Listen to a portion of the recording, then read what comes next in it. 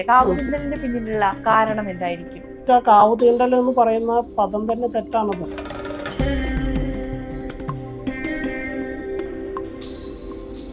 ഭരണിപ്പാട്ട് എന്ന് പറഞ്ഞ് തെറുപ്പാട്ട് പാടുന്നത് ഈ ഭരണിക്ക് വരുന്ന ഭക്തന്മാരൊന്നല്ല ശരിക്കും.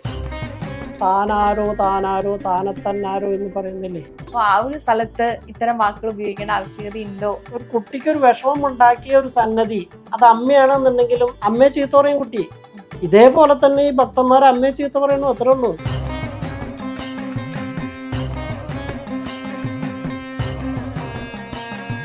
തെറ്റിദ്ധരിപ്പിക്കപ്പെടുന്ന ചില പ്രസ്താവനകളൊക്കെ ഉണ്ട്. താൻ ആരെന്നുള്ള താൻ തന്നെ ചിന്തിച്ചറിയാനല്ലേ പറയുന്നത്. അല്ലാണ്ട് യഥാർത്ഥത്തിൽ ഭരണിപ്പാട്ട് എന്ന് പറഞ്ഞു കഴിഞ്ഞാൽ ദൈവയെ സ്തുതിച്ച് പാടുന്ന പാട്ടുകളൊക്കെ തന്നെയാണ്.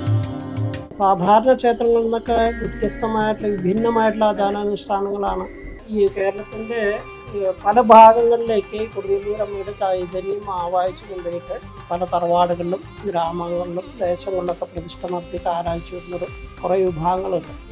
ഈ ദേശം കാത്തരുളിടും കാവിന്നധിപതി